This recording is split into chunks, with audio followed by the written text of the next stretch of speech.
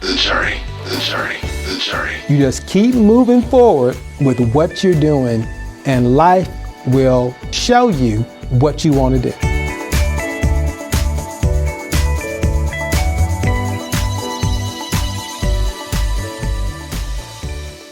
Welcome to The Journey. My name is Larry Robinson, and I'm your host.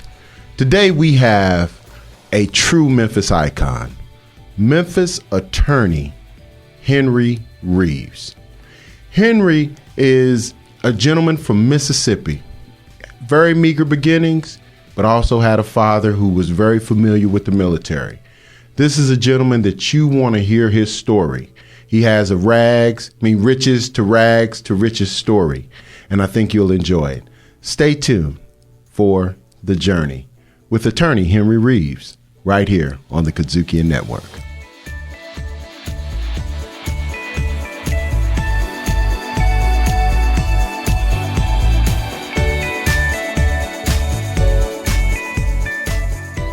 As promised, we have attorney Henry Reaves. Henry, how you doing today? Oh, fantastic, man. Glad to be here. Good. So we're going to jump right in. This is our rapid fire get to know you section. So Where were your early years spent, and what do you remember about that community?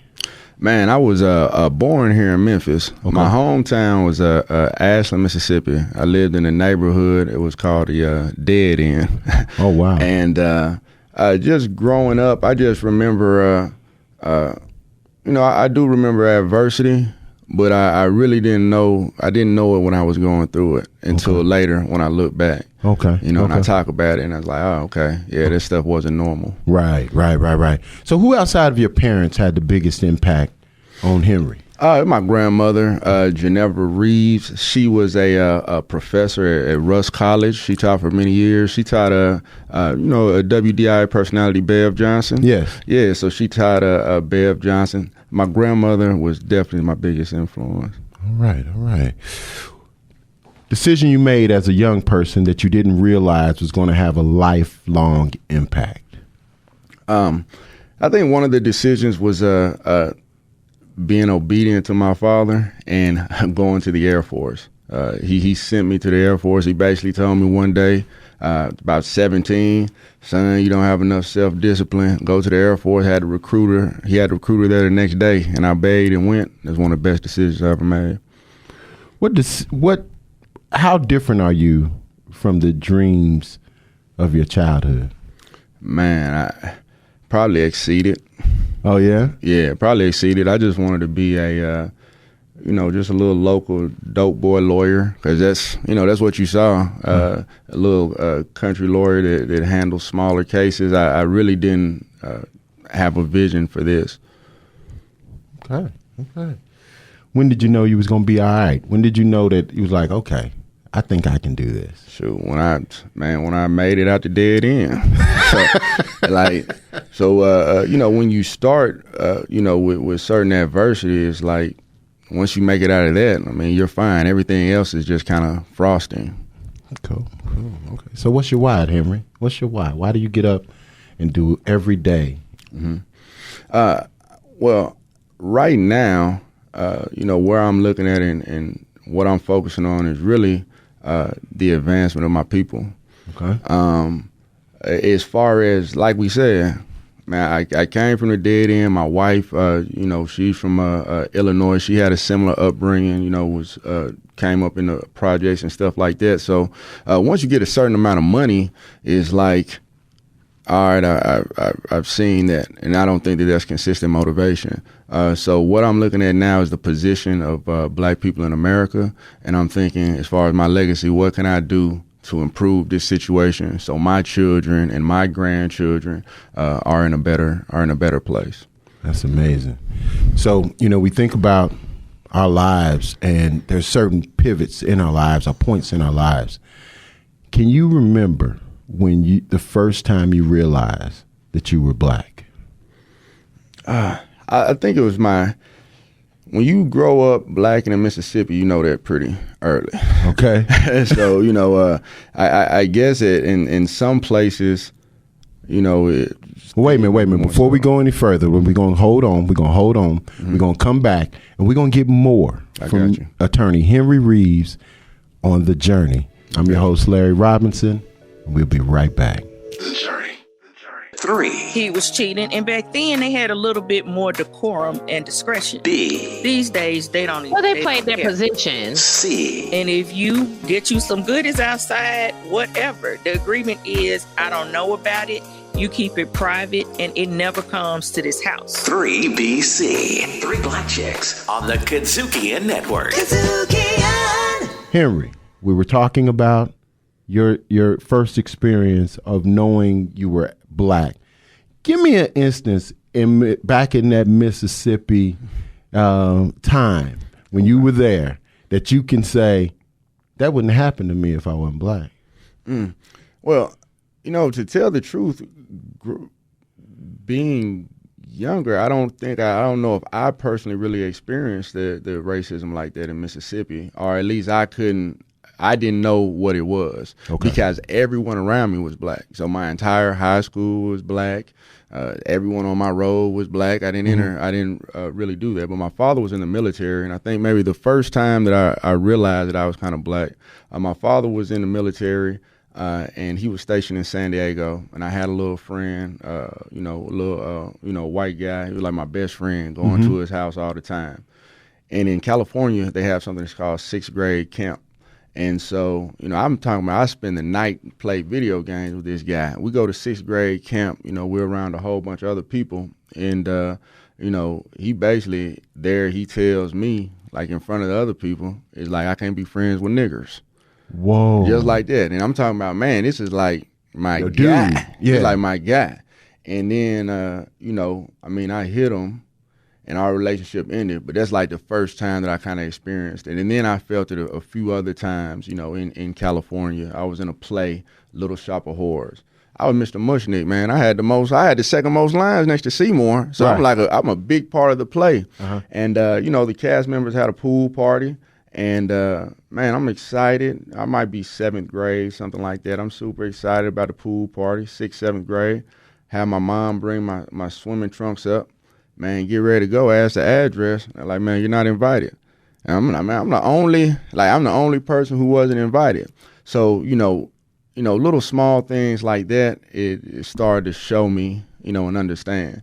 But I would say the biggest influence though would definitely be, my father who told me the stories, who's like, sit down. Here goes your grandfather. He's on Eyes on the Prize and stuff like that. Right. So a lot of my father kind of told me about it, and then once I was older, I was able to see it and recognize it for what it was. Right. Same, my experience is exactly. My mom consistently shared with me the stuff that she had went through. And I didn't realize, I used to say, it couldn't be like that. It couldn't be like that. Man, exactly. And it came exactly the way. And I think what we're seeing in America today, it even lets you know that it hadn't gone anywhere. Oh, man, I was almost blind. Like even just through this pandemic, like the initial, the unrest that happened with the so many people getting killed by law enforcement and stuff like that. The eyes were open even wider, at that point. Right. And that's me being 39 years old and seeing stuff that I hadn't, seen to that extent. Right. Well, let's rewind it all the way back. Let's start unpacking this a little bit. Let's unpack your story. Tell me about your childhood, family makeup, brothers, sisters, mother. Yeah, so I have, I have 3 sisters, and I think that I would say I had basically almost the ideal childhood up until about 8 or 9 years old. My father was in the military, so I got to travel. We lived in East Palo Alto, in Oakland. We spent some time in Japan, and of course I said San Diego. I think where stuff changed, the drastic change I had when I was about like 9 years old. My grandfather passed. And my father was basically, he was destroyed. He was, losing a father's, and, for the first time, like he tried crack. Like, so we're talking about, Leave It to Beaver life all the way up to 8 or 9, just regular military life. And then, it ends up in a situation where, boom, I had to move back to the dead end. And, my mom is doing the best, that she can do. She never been a provider or anything like that. So my sister's out in California. I get sent to go stay with my grandmother. Oh, wow. And, and at this time, it's pretty much in the middle of, like, the crack epidemic. Right. So the dead end, the way it was situated is literally every single house. And anybody shares is almost the same sentiment. If they were black and they grew up in the early 90s or late 80s, almost every single house, literally every single house, someone in that house sold or smoked crack. Right. It was that pervasive. The place I live, the dead end, we're in Mississippi, is the poorest state, and it's like the second poorest county. And here goes the opportunity, that people could make, $100 a day, $200 a day. So of course it took over, and so that's what kind of changed. But the thing that I didn't know, or I didn't realize is pretty much the best thing that ever happened to me, like, was my father being addicted to crack, because I saw kind of like what that does to a family. Wow. Like I saw. So you got to see the beginning, the good times. Man, I got to see the good times. And the transition to the negative times based on the crack. Based 100% on crack. So I just had, I had a different perspective. Like, I saw someone who was like, like my hero, taking me to all the amusement parks, and then boom, he's now pawning the TV and and all these different types of things.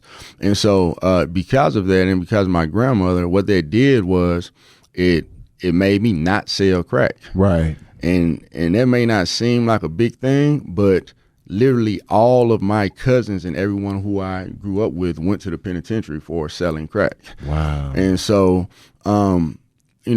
growing up through that, my father, he had a 10 years, he was addicted. And when I get to about 17, he got clean, he got back on his feet.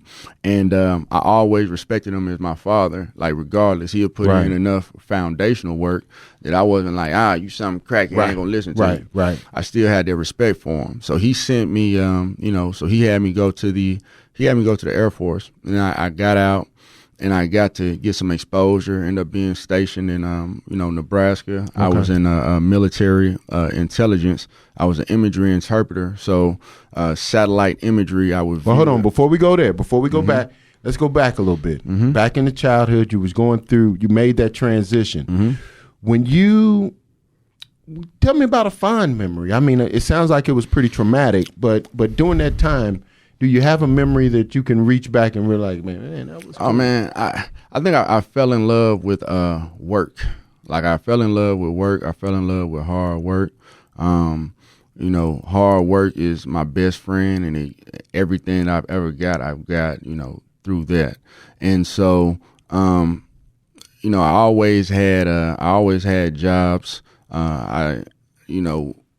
When I was younger, we would, when I was very young, this was all the way in California, I had a friend who would come. He was a little bit older. I might have been in the 4th or 5th grade. He was a little bit older, so he had shame. He was ashamed. But we would wake up about like 4:30, 5 o'clock, and we can go to all the trash cans on base, and we get all the cans and bottles out, and we do that, and we make like $10. And I like the feeling of making money, right? And earning money. So I do have fond memories of that. In addition, where I lived on the dead end, the greatest thing is I had both of my grandmothers. Both of my grandmothers lived like maybe 2 miles, maybe a mile and a half, 2 miles away, like right down the road. Right. One thing that I would think about it of my childhood also that was unique is the diversity, the different things I got to see. So like most people, a lot of people, they didn't have the experience of having, a father. So I got to experience what it was like to have a good father and know what it was. I know what it was like to not have one. My family dynamic was unique because my grandmother, Geneva Reaves, she was, her side of the family they're all like she graduated from University of Chicago Right. with a master's degree, like wow. extremely educated, like Right. like teachers and scientists and stuff like that on her side. And her grandfather was educated. They were also very, I guess they would say very woke. My grandmother's maiden name is Nero. Okay. And, the thing about the Nero is when they were freed as slaves, like back then, Right. they were Moors. And they said, we don't want this name. And so they were like cognizant enough back then to change their name. Wait. Okay, so how did that impact you? Hearing that as a young child and knowing the story, what kind of impact did it give you? Any sense of more dignity or anything? Was there any feeling? Yeah, right then I thought it was a cool story, and I thought, hey, maybe it's a lot of black people who had this story. And I got older, and I just started to realize like how rare, that is to be black in America and actually know your last name. That this is the last name that your forefathers gave you. Right. So it's a mindset. It's a mindset they put it in. And my grandfather on this side, my grandfather who she's married to, 20-some year difference. He was a business owner. He was a landowner. Right. He was a secret leader of the NAACP in Benton County, and he was also a leader of the Citizens Club. This was a club based on, there was united to fight for economic equality. They were really focused on economics. And they would tell me all these stories about Fannie Lou Hamer, coming to their house and eating with them, and my father and my grandfather going to Chicago and speaking with Stokely Carmichael. And, we got all that. So that's one side. Now, the unique thing, the dynamic about it, so we have all this prestige and stuff like this, but then I have my other side of the family, and hustlers, they were doing, Benton County was a dry county. Right. And so they would moonshine. They would do moonshine, and they sold that. So you come from very entrepreneurial people. Yes, we do. From both sides. They sold moonshine, and like my grandma's house was like the trap. It was like the spot of where people came. And so it gave me an opportunity to see like two sides of black people. Right. Like I saw elite black, and I saw, more of a hood struggle black. And, I was able to relate and love, both of them. Like my grandfather, Tennyson Rutherford, went to the penitentiary went to Parchman for stealing cattle from my other grandfather. So that is the dynamic. That's the dynamic. And that, childhood and seeing both of them, that's really helped me a lot, as I, it helped me a lot in business later on. Tell me about your transition to adulthood. I mean, at some point you say, okay, it's real. Life's real. Let me get my program on. 17. I go into the delayed enlistment program, and I was definitely blessed. I was blessed to make it out. I barely made it because I found out a couple years later that one of my cousins, who took me to MEPS in Memphis to leave, this man took me in a stolen car. Oh, wow. Like that car that he took me was stolen. So literally I get pulled. If I would have got pulled over right then, I have some type of criminal record. I can't go to the Air Force. Right. So I go to the Air Force, and, good experience. 9/11 happens. I end up getting deployed over to the Middle East, and, we had to stay a little bit longer. But I got out, and I always wanted to be a lawyer. Okay. Like I wanted to be a lawyer. When I was I used to watch Matlock with my grandma, and when we were in San Diego, my father took me downtown, and I could see the men in suits, and to me, that was like, it was like a superstar, that had a suit on. Right. And so, that's what I always wanted to do. I got out of the military. My father got me on like Holly Springs Police Department. I was a police officer in Holly Springs, Mississippi, probably about like 2 months. Man, these folks were paying $7.50 an hour. Talking about when you graduate from the academy, you can make $10 an hour. But it's like with your life on the line. Well, yeah, and in Holly Springs, they have a project like Rankin Circle, like the fire department and the ambulance refused to go in there without a police escort. So it's not necessarily Mayberry. Right. life ended up catching up because I had these big aspirations, boom, I want to be a lawyer and stuff like that. But I end up, just working. I end up working at it used to be it's Bill Hurd over there in Collierville. Now it's Sunrise, Pontiac. Right.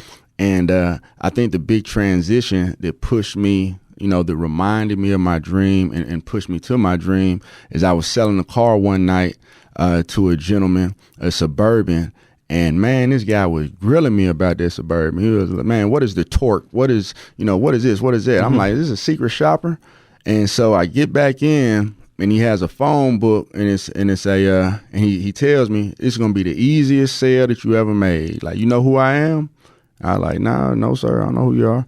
Phone book on the table. Take the little phone book, flip it over. Boom, boom, boom. Mike Montesi. Wow. Yeah, he's like, it's the easiest sale. He showed me that little phone book, Mike Montesi. Man, I sold him that Suburban. And, now that he showed me, I was like, okay, yeah, I have been seeing you on TV and stuff like that. After that, I decided, all right, man, let me go ahead and do this. This is a message. Let me go ahead and do it. I end up going to California with my mother. I met my wife out there while I was in California, finished up my bachelor's degree, and end up going to law school at University of Indiana. That takes us to that's 2006, 2009. Okay.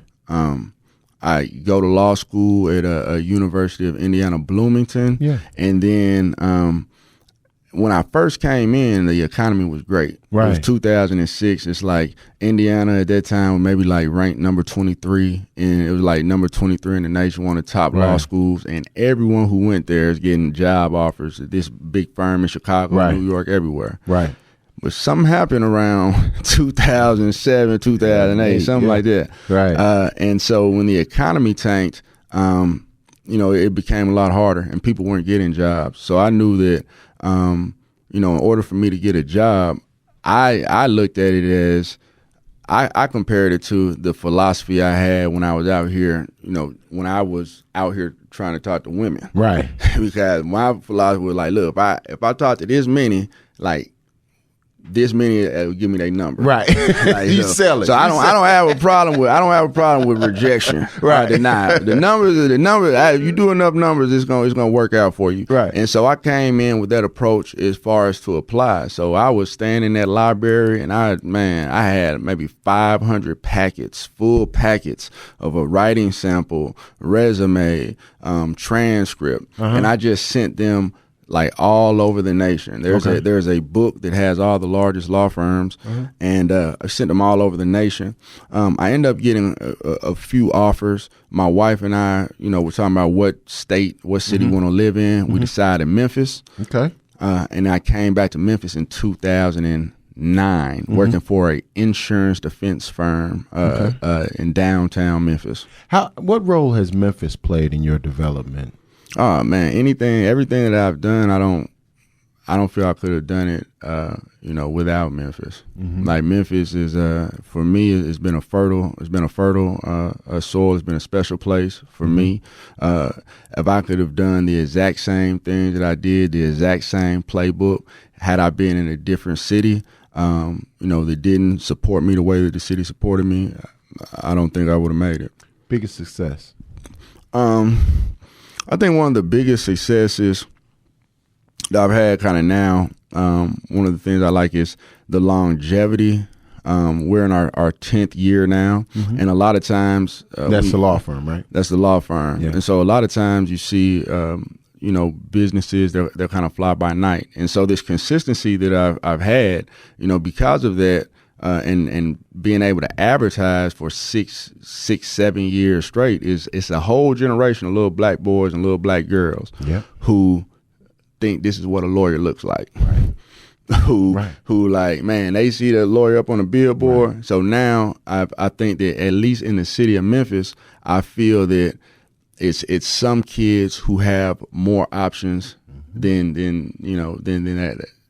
they would have. Like when I grew up, we watched like Malcolm X, Malcolm X, and it's that famous scene of, Malcolm X is like, hey, I want to be a lawyer.